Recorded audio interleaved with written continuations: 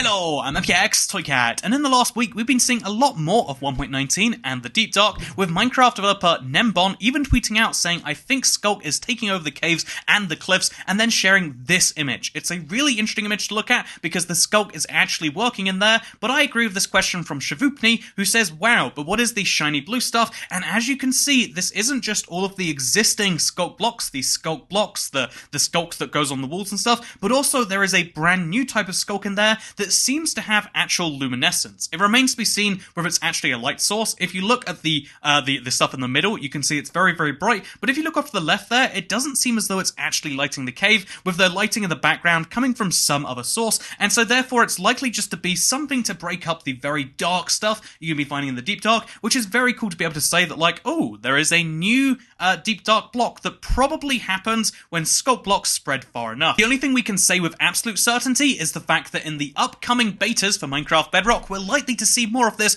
because that seems to be where a lot of the testing is going on for that. But with that said, John Smith asks, if Mojang actually cared about the community and game continuity between versions, then why is our offhand slot in Bedrock still absolutely useless except for rockets and totems? I want to be able to hold a torch in my offhand and have light like you can in Java, gosh darn it. And I totally agree with you, John Smith. I don't think this is a case of not caring though. I think this is a case of, have you ever decided not to leave the house until you've done something really important, but then you can't do the important thing, or you forget the important thing, so you just don't leave the house and you sit there doing nothing?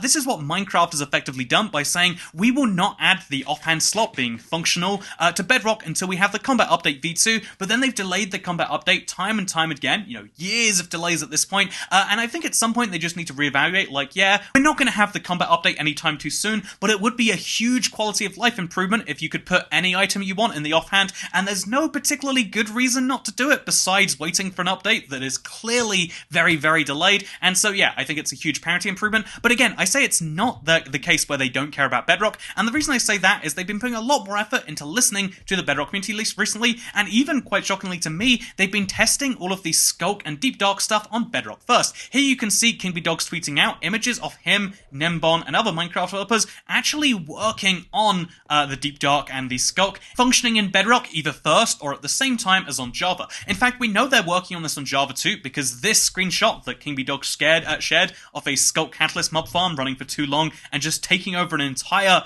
savanna biome, which by the way looks beautiful, right? But this is a great example of, like, this is clearly a Java screenshot. You can tell from a few things in the image, and so that shows that they are literally trying to make sure they get this right on both platforms, rather than doing the thing where they just get 95% of a Minecraft update on Bedrock and call that good enough. I think this is a great sign for the future, and in general, it is I think it's a sign that they do care about Bedrock. It's just sometimes it looks like they don't. Speaking of things they don't care about, people like Kenny Raid are asking good questions about how can Java players use debug to speedrun. The debug menu looks like this, and this is entirely legit for Minecraft speedruns on Java. In fact, lots of speedrunners use this for all sorts of weird, quirky things, whereas on Bedrock, maps are considered cheating. And to answer your question there, the simplest way to explain this is that Minecraft Java and Minecraft Bedrock, despite what we just said about parity as far as the developers are concerned, at least publicly speaking, the speedrunning community for Minecraft Java is a very distinct community to the speedrunning community for Bedrock. And so the Java community has a very permissive attitude, as long as you're not using, let's say, blaze rod drop rates. That's a random example I'm pulling out of thin air. Obviously, that is something that wouldn't be okay. Obviously, verification is something that is hard to prove on that sort of area, and that's where maybe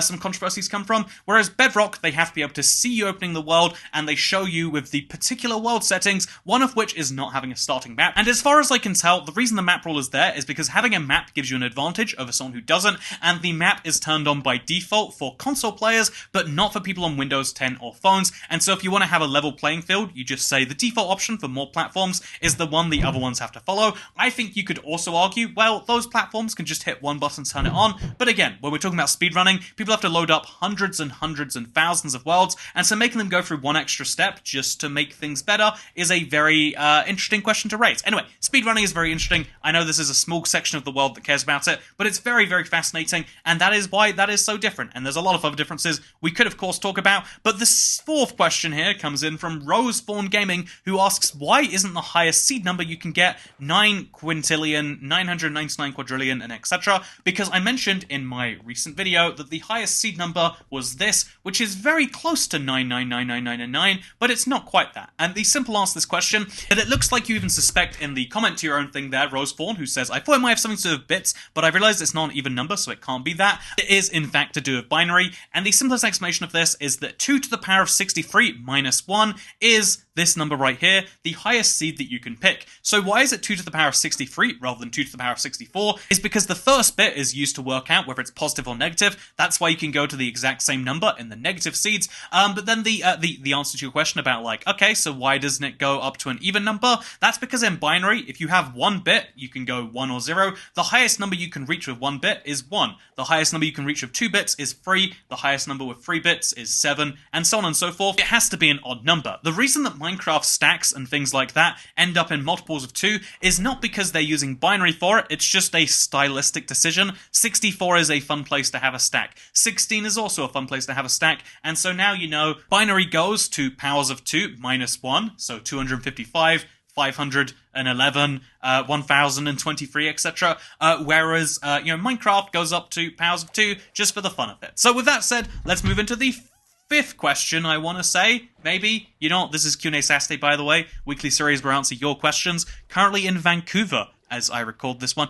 Taking some time out of my valuable Canada schedule to answer your questions. If that's not worth a like, I don't know what is. But the Crafty Adventure asks, when you share a seed, you could read it single digit or simply not read it at all and take a screenshot of it. What's the point of this update if the game should then pick a 32-bit seed by default? Sorry, I don't agree at all with your point. And so I think it's perfectly valid not to agree with that point. I knew it would be a controversial thing I was saying. If you're curious, I said that I think that Minecraft should still generate 32-bit seeds, even though we now have 64-bit alternatives. And the reason that I think that is because it's so much easier to share a 9-digit number versus a 20-digit number. And, this is true because phone numbers are 9 digits and everyone can remember those, whereas Minecraft seeds are 20 digits. And can you tell me a single 20-digit number off the top of your head? Probably not. And so, obviously the answer, the thing a lot of people said is, can't you just, share a screenshot and then people can look at it that way? Or can't you copy-paste the seed? Here's the problem with that. First of all, most people aren't going to copy-paste the seed. They're going to share a screenshot with you, and you're going to have to manually type in 20 digits, which is double the effort of typing in 10 digits, just as a fun fact. That is true maths, we can confirm.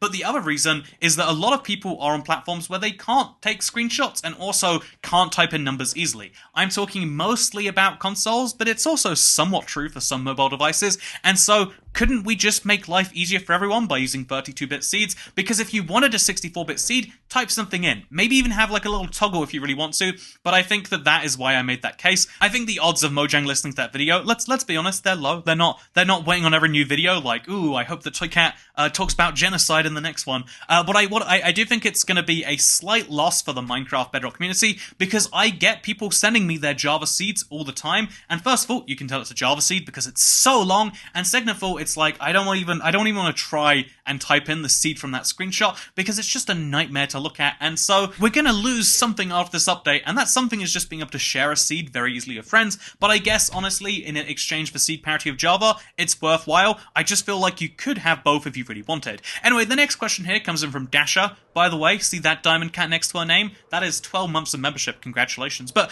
this is entirely unrelated, but did you fish out the emeralds from the villager hole? I need to know. And so this was, obviously, in the background gameplay, I tried to fish like some emeralds because they were stuck in a hole. I didn't want to go in the hole, it would cause some problems. But in case you're curious, that is actually still a Java exclusive. It's really weird sometimes when you're playing Minecraft and you're like, I know this is a feature, but I don't know if it is on this version. The number of comments I get saying, is it a feature or a bug that I can't do XYZ on the PlayStation 4? Or is it a feature or bug I can't do XYZ on Java? It's very interesting that, yeah, you cannot fish up items by just using a fishing rod and physically pick them up on the Bedrock version like you can on Java and indeed on Console Edition. I don't know why. I guess they haven't gotten around to it yet. Just like the combat update, maybe they're doing the same thing I do, where they've got so much to do that they just decide that they can't get around to any of it, and so they work on new features instead, which is a perfectly fair thing to do. Speaking of perfectly fair things to do, Douglas Hop responds to my, funnily enough, my genocide video by saying, you can't genocide villagers.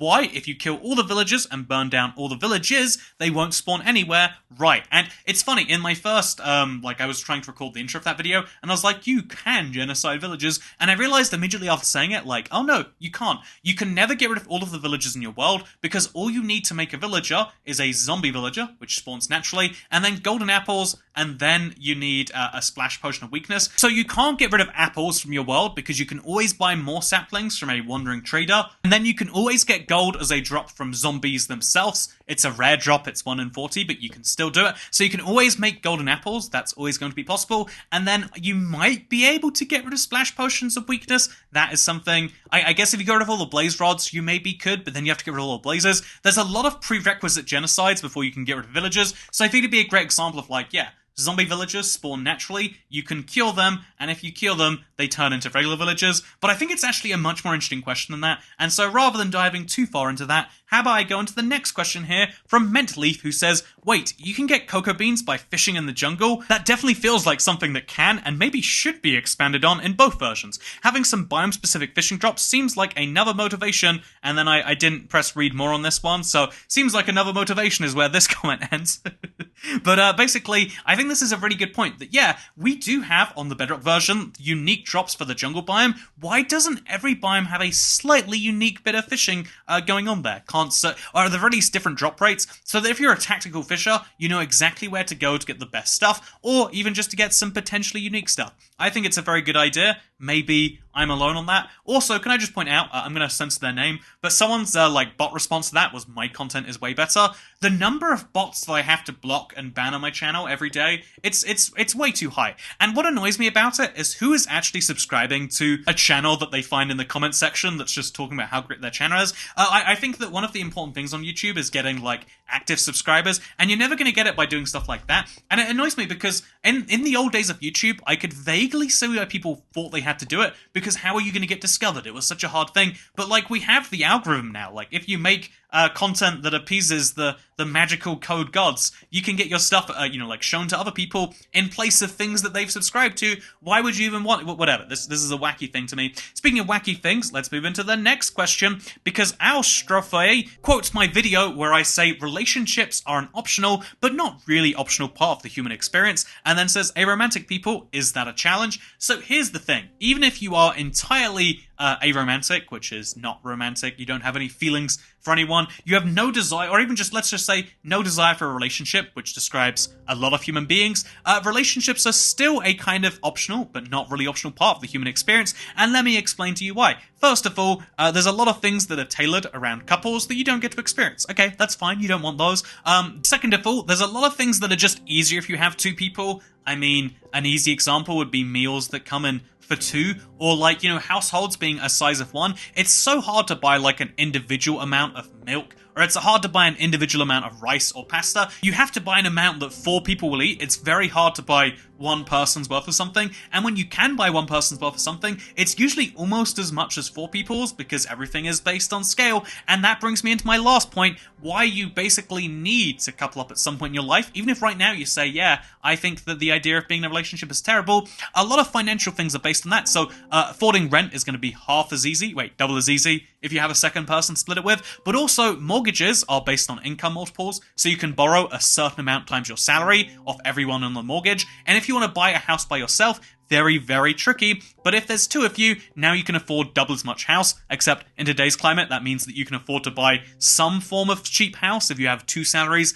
whereas you can't afford to buy anything on 1 salary. I'm talking about London, of course. There are lots of places around the world where real estate is cheap. It always annoys me when people say, like, oh, houses are so expensive. It's like, no, houses where you live are so expensive. There's a lot of places where they're not, and I always want to make that clear that that's a thing. But also, the most important one for me is the fact that whenever there's a place that has like a 2-for-1 special, like 2-for-1 cocktails, it always has to be the same cocktail, which is fine if there's 2 of you, if you're friends, or perhaps a couple and you want to both enjoy the same thing at the same time. But if there's just 1 of you, now you're drinking 2 of the same beverage and you're looking real strange because you've got 1 in each hand. And I'm just saying that there's so many things in life that are slightly easier because we design everything around couples and then around people having children. And that seems at first like, man, this is all messed up. But ultimately it makes sense that like most people are going to make more people at some point, and like we're making more incentive systems because that's how the human race survives. And I don't really fully understand it. Speaking of things I don't understand, Sans26, why am I subscribed to you? First of all, feel free to unsubscribe anytime you like. There's no obligation to stick around, but I'm assuming that you do want to stick around, and so why are you subscribed? First of all, so you can see my videos there on your homepage. But why do you want to see those videos? Wow, great question, me sarcastically. And the answer to that is, of course, so you can see great things like the Toy Cat Rewind. It is a premiere happening tomorrow. Every great moment from 2021. I haven't looked at all of them yet, but all the great moments from 2021 we're going to be watching live, and that's going to be tomorrow evening, I think. I could be spending time exploring the beautiful city of Vancouver. Instead, I'm going to be spending that time looking at myself, because I guess I'm a narcissist. You know, you need a relationship in life, and my relationship is with myself. I guess that makes it a me-lationship. Anyway, if you want to be a part of my me-lationship, then you can come over to the channel tomorrow. I hope that you found this video to be useful, or let's be honest, I hope that you don't, because you're not my internet couple friend. And yeah, I guess I'll see you all. Did I go off on too long of a rant about one topic again? You know what, should we go back to the start of the video? Wow, you hear about that deep dark stuff, huh? Sure is quirky. What do you think the blue stuff does? Would love to hear your theories. Anyway, thank you for watching. Goodbye.